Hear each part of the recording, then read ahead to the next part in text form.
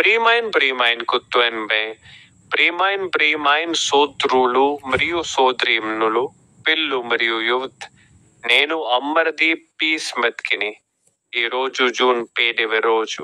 సాధారణ సంవత్సరంలో 5వ మంగళవారం. ఈ రోజు కర్కా బ్లెస్సింగ్ న్యాస్వేరా సీజన్ 4 ఎపిసోడ్. అర్థాలను వివరించిన బైబిల్ పద్యాలు క్రింది విధంగా ఉన్నాయి.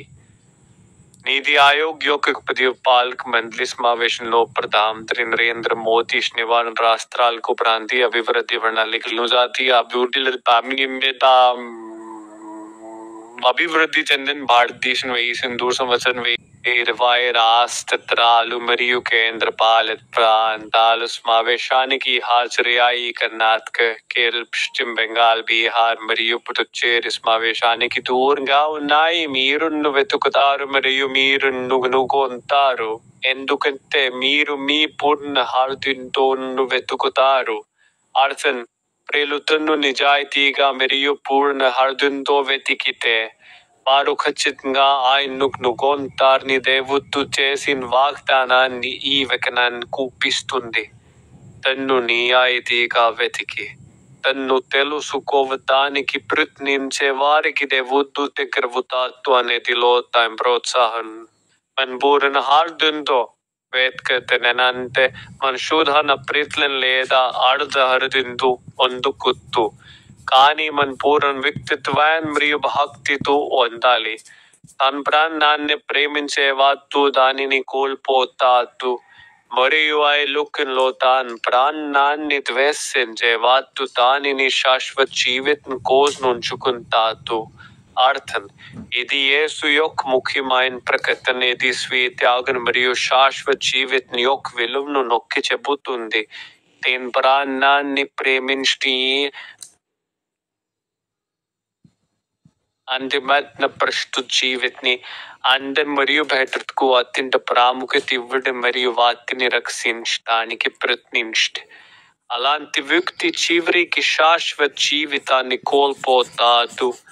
దీనికి విరుద్ధంగా ఈ లోకంలో తన జీవితాన్ని ద్వేషించేవాడు, అంటే తన స్వార్థపూరిత కోరికలను, క్రీస్తు పట్ల ప్రాపంచిక అనుబంధాలను త్యజించి దేవుని చిత్తానికి ప్రాధాన్యత ఇవ్వడం. అలాంటి వ్యక్తి నిత్య జీవాన్ని పొందుతాడు. నియమైన జీవితం మరియు నీతి ఆనందం స్వయంత్యాగం మరియు దేవునికి విధేయతలో లభిస్తాయని అని వచనము బోధిస్తుంది. మూడు బైబిల్ వచనం ఇలా చెప్పింది. నిర్గమకాండము లేఖన 2వ అధ్యాయం 8వ వచనం ఇలా చెప్పింది. ఫరో కుమార్తె వెళ్ళు అని చెప్పింది. అప్పుడు ఆ అమ్మాయి వెళ్ళి ఆ బిడ్డ తల్లిని తీసుకువచ్చింది. అర్థం: ఈ వచనం మోసే బాలికలో భాగం. ఫరో కుమార్తెలో ఒక పుట్టట్లో ఒక బిడ్డను కనుగొన్నప్పుడు ఆమె అతనిని జాగ్రత్తగా చూసుకోవాలనే కోరికను వ్యక్తం చేసింది. మోసే సోదరి ఫరో కుమార్తెతో ఆ బిడ్డకు ఒక దాదిని తీసుకురావచ్చని చెప్పింది. అందువల్ల మోసే సొంత తల్లి అతని పెంచే అవకాశం వచ్చింది. ఫరో కుమార్తె తన జీతం చెల్లిస్తానని వాగ్దానం చేసింది. ఊహించని పరిస్థితుల్లో కూడా దేవుని రక్షణ మరియు ఏర్పాటును మరియు ఆయన ఉద్దేశాలను నెరవేర్చడానికి వేర్వేరు వ్యక్తులను ఎలా ఉపయోగించుకోగలదో చూపిస్తుంది. దేవుని రొట్టె పరలోకం నుండి దిగివచ్చి ఈ లోకానికి జీవాన్ని ఇస్తుంది.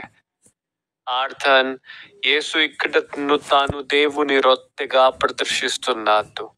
భౌతిక రొట్టె శరీరాన్ని పోషించట్లే, పరలోకం నుండి వచ్చిన యేసు ప్రపంచానికి ఆధ్యాత్మిక జీవితాన్ని మరియు పోషణను ఇస్తాడని ఈ వచనం వివరిస్తుంది. ఇది ఆత్మ దైవిక స్వభావాన్ని మరియు మానవాళికి జీవితానికి మూలంగా ఆత్మ పాత్రను చూపిస్తుంది. కానీ నేను మీతో చెప్తున్నాను, మీ శత్రువులను ప్రేమించండి మరియు మిమ్మల్ని హింసించే వారి కోసం ప్రార్థించండి. అర్థం: ఇది యేసు కొండ మీది ప్రసంగం యొక్క ముఖ్యమైన మరియు స్వాలుతో కూడిన ఆచరణ. ఇది ప్రతీకారం లేదా ద్వేషం ఆధారంగా ఇతరులను ప్రేమించే సాధారణ మానవ ధోరణికి విరుద్ధం.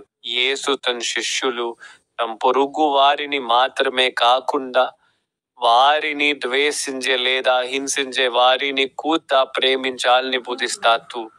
ఈ ప్రేమ కేవలం ఒక భావన కాదు, వారి కోసం ప్రార్థించేదైన వరకు వెళ్ళే కురుకాయన్ ఇంకోలోపనే ఈ వేకనెన్ దేవుని ప్రేమ యొక్క ఉంట్ ప్రమాణాన్ని కూపుతుంది.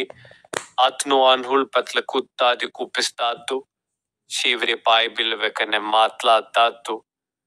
కొలొస్యులు అధ్యాయం వేకన సంఖ్య మోర్ మాట్లాడతాడు. ఎవరు మిమ్మల్ని శోధించే మాటలతో మోసం చేయకుండా ఉండటానికి నేను ఇలా చెబుతున్నాను. అర్థం అపొస్తలుడైన పౌలు కొలొస్యుల విశ్వాసులకు ప్రార్థన యొక్క ప్రాముఖ్యత గురించి బోధిస్తున్నాడు. ప్రార్థనలో పద్ధతులతో ఉండండి. అంతదే నిరంతరం తుదులతో మరియు ఎత్తకుండా ప్రార్థించండి.